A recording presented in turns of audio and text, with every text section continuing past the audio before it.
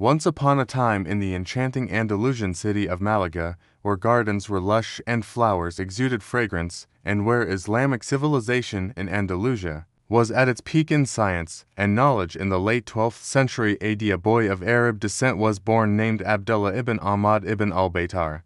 While his peers played in the city streets, he spent long hours in the wilderness. Therefore, he decided that his quest for knowledge would be a field journey, exploring the treasures of plants in various parts of the world. This idea was bold in his time, as most scholars contented themselves with theoretical study. Ibn al Baytar, like other pioneering scholars, faced some skepticism from those who saw his field methodology as unconventional. He also had to deal with inaccurate or exaggerated information that was widespread about some plants, and to correct it based on his observations and experiments. The accuracy of his scientific method was his weapon in facing these challenges. In mountains surrounding Malaga, collecting herbs, examining flowers, and meticulously recording his observations about every plant he found, he was humble despite his vast knowledge, patient in his research, and persistent in his travels. This book is considered a continuation of the first book, in which he arranged drugs according to the diseases they treat, making it a practical reference for doctors and pharmacists. He introduced a precise scientific method based on observation and experimentation, rejecting blind reliance on previous statements. He corrected common errors and added new information that was not previously known. Ibn al Baytar departed in body, but his intellectual spirit remained alive in his books, which became lighthouses illuminating the paths of science and knowledge. His story is the story of a human being who believed in the power of nature, and that knowledge is the light that illuminates the paths of darkness and reveals the secrets of healing and wellness, and the importance of searching for its secrets, even if the price was facing difficulties and dangers.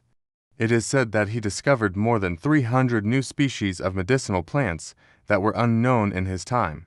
He was known for his love of goodness and his endeavor to spread knowledge among people. He did not aim for fame or wealth. His ultimate goal was to serve science and humanity. His books were translated into Latin and other European languages and became essential references in European universities for many centuries.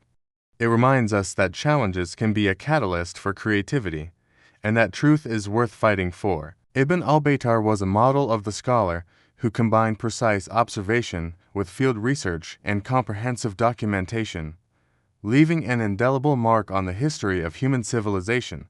He had a great impact on the development of botany and pharmacy in Europe and paved the way for the emergence of modern pharmacology. He believed that nature is God's pharmacy, and that discovering its secrets is a duty for every scholar. His keen eyes caught the smallest differences between similar species, and his young mind sought to understand their properties and benefits. This position provided him with a great opportunity to employ his knowledge in serving people, and to supervise and develop pharmacies. He studied botany and pharmacy under the great scholars of Andalusia, most notably Abu al-Abbas al-Nabati, who had a significant influence in directing Ibn al Baytar's passion towards field research. Ibn al Baytar grew up in a humble family, but he possessed an unparalleled passion for plants and herbs, and a deep love for the nature around him. In addition to some minerals and animal substances used in medicine, he described each plant precisely, mentioning its different names in multiple languages: Arabic, Greek, Persian, Syriac, Berber, its medicinal properties, methods of use, appropriate dosages, and potential side effects. In this book, he relied on his field observations, personal experiments, and what he extracted from hundreds of Greek, Arabic, and Indian references. He would mention the source of the information and correct errors he found in previous references. From his childhood, Ibn al Baytar was not like other children. Ibn al Baytar believed that true knowledge lay not only in books but in nature itself. In the prime of his youth, Ibn al Baytar began his long scientific journey. He left Andalusia heading towards North Africa, then to Egypt, the Levant, Syria, and the lands of Anatolia. Every city he visited was like an open university to him.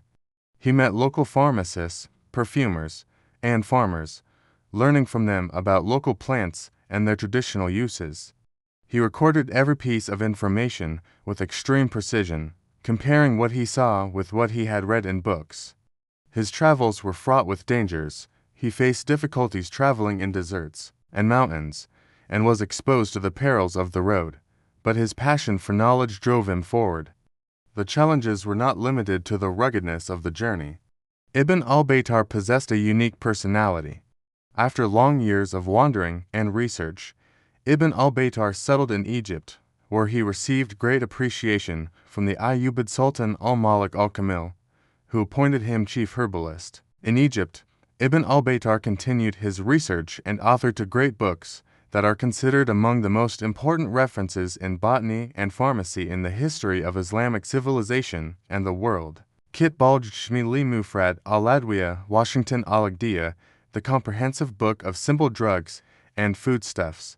This book is a unique encyclopedia in which Ibn al Baytar collected information on more than 1,400 types of medicinal plants and herbs. Kitbal Mughni fi al-Adwiya al-Mufrada, the sufficient book on simple drugs. Ibn al Baytar's achievements were a revolution in the science of pharmacy. Ibn al Baytar's influence was not limited to the Islamic world. In his later years, after a life full of scientific contributions and arduous journeys, he passed away in Damascus in 1248 AD. The story of Ibn al Baytar teaches us that the passion for knowledge, perseverance in field research, and belief in the power of experimentation, the keys to success in any field. Let generations be inspired by the story of this great scholar, and let them follow his determination in seeking knowledge, and let them know that nature is the greatest book, and that knowledge is the light that illuminates the paths of darkness and reveals the secrets of healing and wellness.